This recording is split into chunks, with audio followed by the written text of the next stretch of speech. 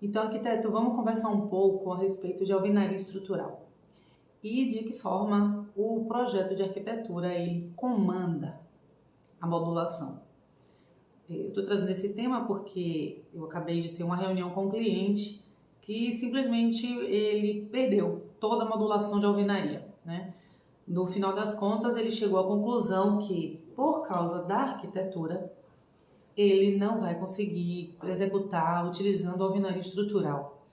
Eu vou trazer esse caso aqui, as imagens do projeto com a modulação da alvenaria e sem a modulação da alvenaria. O resultado da análise financeira é que a forma da arquitetura inviabilizou o uso da alvenaria. E por que isso aconteceu? Porque quando você vai elaborar um projeto de arquitetura e o cliente ele já te falou que ele vai utilizar alvenaria estrutural, você precisa tomar algumas medidas. E que medidas são essas? Primeiro, você precisa trabalhar com a modulação de mercado. Então, você vai saber qual é a família de blocos que o seu cliente vai utilizar. Esse, no caso, ele tinha uma família muito restrita, porque aqui na minha região tem acontecido isso, né? As empresas de fabricação, elas reduziram as famílias, que são as dimensões dos blocos, eles reduziram bastante. Então, por ter uma família muito reduzida, você tinha poucas opções. Mas o projeto de arquitetura já tem que ser desenvolvido para essa modulação. Porque se ele não for desenvolvido para essa modulação, olha o que vai acontecer. Eu vou colocar uma imagem. Então, pessoal, isso aqui é o que acontece quando a modulação é feita depois da arquitetura. E a arquitetura não tomou partido dos tamanhos, né, padrão de bloco. Tá vendo aqui nesse quarto aqui, por exemplo, ó, como cresceu o tamanho. Porque para a gente poder encaixar todos os blocos, o tamanho do bloco é padrão, tá vendo? Então, todos os ambientes, eles perdem as suas dimensões, porque a gente precisa seguir o tamanho do fabricante. Pronto. Então, isso é o que acontece. Quando a gente coloca os blocos que tem o tamanho padrão da fábrica, simplesmente o tamanho dos ambientes eles começam a variar, porque eu preciso adaptar a arquitetura à modulação. E não é o correto. O correto é que a arquitetura ela já seja trabalhada com base na modulação, seja detalhada com base na modulação, para que não haja uma variação no tamanho da edificação, porque da mesma forma que no caso dele eu pude alterar o tamanho dos ambientes, tem edificação que não dá. Que se você pegar e invadir 5 centímetros numa lateral de um recuo, o condomínio vai lá, a prefeitura vai lá e lhe caneta porque você invadiu o 1,5 metro de recuo que tinha, não tem mais porque você invadiu 5 centímetros, que é coisa muito restrita, né? Então, você primeiro deve desenhar a modulação sobre a sua planta básica de arquitetura, ajustar os tamanhos ao tamanho dos blocos. E a espessura dos blocos também precisa ser levada em consideração. O bloco estrutural, a espessura mínima tem 11,5 centímetros, então você tem que levar em consideração 11,5, mais 1,5 de reboco de um lado, mais 1,5 de reboco do outro. E aí você tem sim a espessura correta da sua parede, certo? Então, qual é o próximo ponto que a gente precisa levar em consideração? As instalações. Numa alvenaria estrutural, você não pode descer as tubulações de água, esgoto, drenagem, por dentro da parede. Ela precisa acontecer num shaft ou precisa acontecer numa parede não estrutural ou numa parede falsa. Então, eu vou trazer o desenho dos 3 tipos aqui. Vou mostrar aí. Aqui nesse caso, que a gente tem esse sanitário, a modulação estrutural, eu não coloquei uma parede estrutural aqui. Por quê? Porque aqui é onde vai passar as tubulações é um banheiro que já é muito estreito. Então, pode ser mais ou menos 1,33 m de largura. Se essa parede aqui for uma parede estrutural, o que vai acontecer? Eu vou precisar ou fazer um shaft, vou chegar aqui mais ou menos, vou botar um shaft aqui de 25 centímetros, e aí vou deixar o vazio aqui, né, das tubulações. Aí imagina só. Ou então eu posso, em vez de fazer esse vazio, eu faço a parede falsa na frente da parede estrutural, que seria, então as tubulações desceriam aqui, eu perderia esses 15, 16 centímetros aqui já nessa largura do banheiro que já estão prejudicados, né? Então, o ideal o que é? É que eu não tenha a parede estrutural, porque vamos lá, vou desenhar aqui um tubo, pronto, desenhei um tubo aqui. Então, se ela não for estrutural, ela pode descer aqui dentro. Se aqui, no lugar dessa parede, eu tiver parede estrutural, eu já jogo o tubo para cá, ou faço um vazio de shaft, como eu fiz anteriormente, entende? Ou seja, eu estou perdendo dimensões para poder colocar uma tubulação. Pronto. Você entendeu? Ah, então por que não pode cortar? Porque no caso de uma manutenção, se você precisa cortar a parede para poder fazer uma manutenção na tubulação, você está cortando a estrutura, porque a alvenaria estrutural é a estrutura e ela não pode receber corte, certo? Foi outra falha desse projeto que eu trago aqui. Não havia um raciocínio de instalações, por onde as instalações vão passar. Porque na hora de subir com a estrutura da alvenaria estrutural, toda a instalação elétrica já é passada dentro, porque inclusive a instalação elétrica, ela não pode, depois da parede, levantei todas as paredes, agora eu vou sair rasgando para poder passar todos os eletrodutos. Não funciona assim. As instalações elétricas, elas têm que subir na hora. A tubulação seca, no caso, então, a elétrica, ela pode passar por dentro da parede, mas a instalação hidráulica não pode, tá certo? De nenhum tipo. Então, o que a gente faz? Toma partido ou do shaft, ou de uma parede falsa, ou de uma parede não estrutural. Então, no caso, quando eu faço projeto, eu tenho uma parede de banheiro. Eu já coloco essa parede como não estrutural. Por quê? Não foi pensado em shaft, não foi pensado em parede falsa, não tem espessura para isso, não tem largura no banheiro para isso. Então, eu já considero que é uma parede não estrutural e que ali vai descer uma série de tubulações e o pessoal de instalações vai poder trabalhar mais à vontade. Isso foi outro ponto. Então, gente, arquiteto, você precisa levar em consideração esses pontos.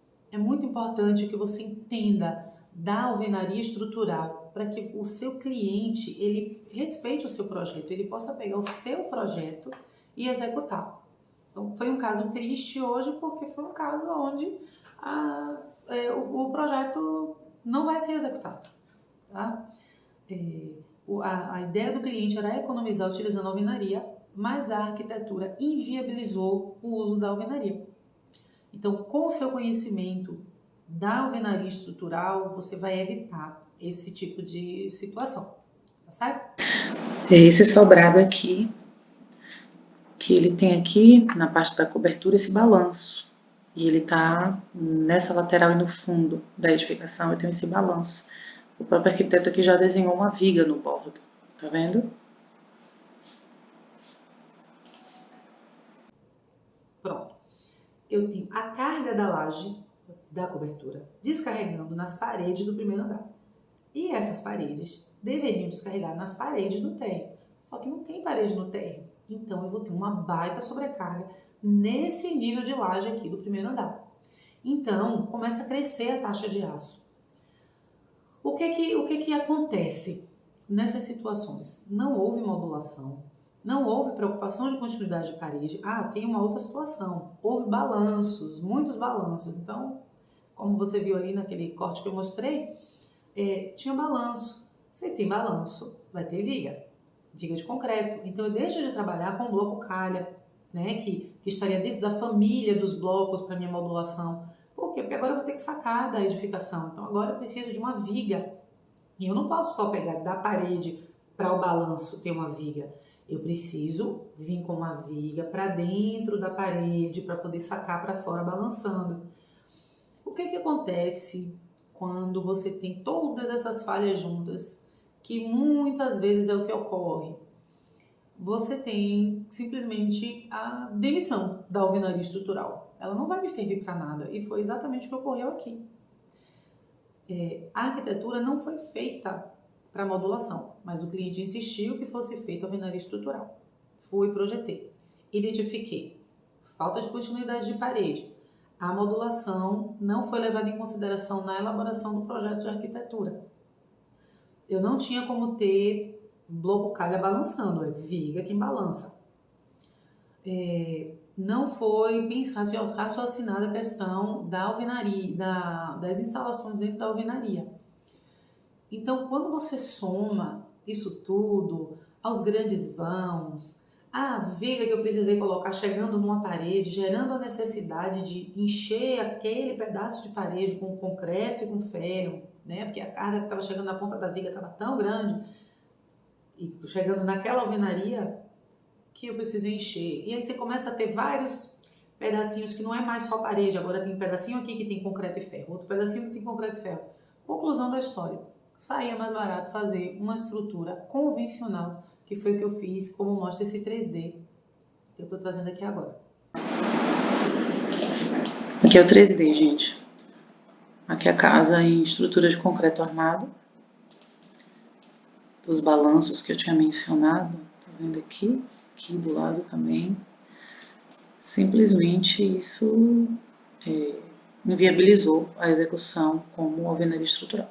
Não só os balanços, mas toda a arquitetura, né, em si. Saiu o mesmo custo em estruturas de pilar, viga e laje do que o custo com alvenaria estrutural. O mesmo custo, saiu as duas coisas. Elas por elas. Quando você bota o custo do bloco, que não é barato, sai elas por elas aqui. Aproveitando aqui, vou falar a respeito de espessuras de bloco. No geral, uma casa, térreo, primeiro andar, um bloco de 11,5 atende. Mas se você já vai partir para um terceiro pavimento, aí a gente vai começar a trabalhar com bloco de 14, bloco de 16. Isso precisa ser consultado com o calculista. Então, se a edificação tiver 2 pavimentos, provavelmente a gente vai cair num bloco de 11,5 centímetros, bloco de 12. Porém, se aumenta a quantidade de pavimentos, aumenta a carga, e aí vai um bloco de 14, um bloco de 16. O ideal é que você faça o quê?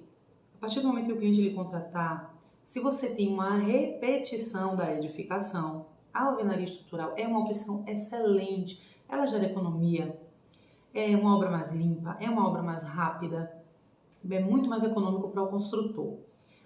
Ele provavelmente vai trazer isso como opção para você, então você já vai lembrar, tenho que trabalhar com base numa modulação. Então você vai perguntar quem é seu calculista, você vai perguntar qual é a família de blocos que você pretende utilizar e você vai desenvolver uma arquitetura consciente da transferência de cargas. Porque como é que acontece a transferência de cargas?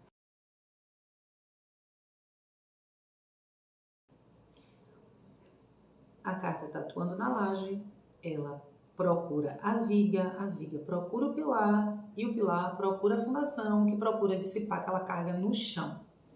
Porque dá muito mais trabalho para a carga derrubar uma estrutura do que correr por dentro dela. Derrubar dá trabalho, né? Então a carga que é sabida, o que é que ela faz? Ela procura se distribuir de maneira harmoniosa por dentro da estrutura até ser dissipada na terra. Então, na alvenaria estrutural, de que forma que isso ocorre? Isso que eu expliquei agora é na estrutura convencional. E na alvenaria estrutural, a carga vem da laje, ela procura a viga, que procura a parede. Ela simplesmente escorre pela parede, inclusive respeitando as aberturas, porque a gente coloca reforços, porque senão a carga iria romper aquele ponto de fraqueza na alvenaria, que são as aberturas. Então ela escorre pela parede até encontrar a fundação e o chão, tá certo? Você tem que ter consciência de como é que a carga caminha para você entender, olha, eu preciso ter parede, eu preciso de alvenaria. Então, se for em casas de grandes vãos, já não vale a pena. Agora, casas pequenos vãos, o cara vai construir um condomínio ele vai construir um condomínio para vender, são muitas casas, tem repetição.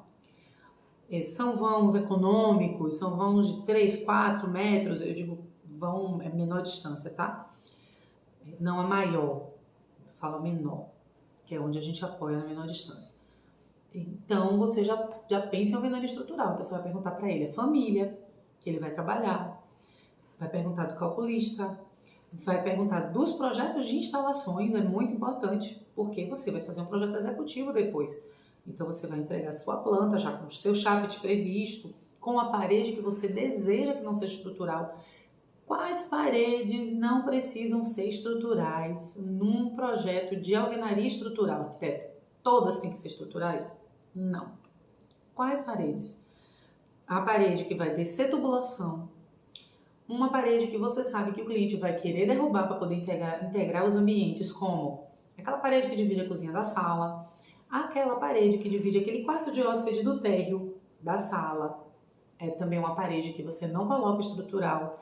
Aquela parede do passaprato na varanda, que pode ser que naquela varanda profunda, sabe, varanda gourmet, pronto. Então ali você já não considera estrutural, tá certo?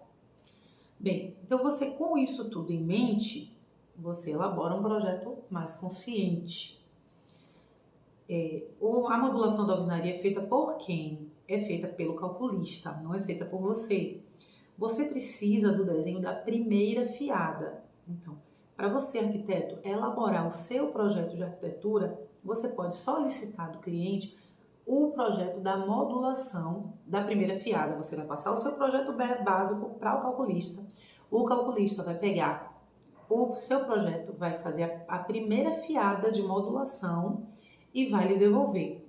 Se você não tiver esse tempo de espera ou o cliente ainda não contratou um calculista, ainda não sabe, não sei o que, você mesmo pede à família e você faz uma modulação para que as dimensões dos ambientes estejam perfeitas e não tenha nenhum tipo de modificação depois, tá ok?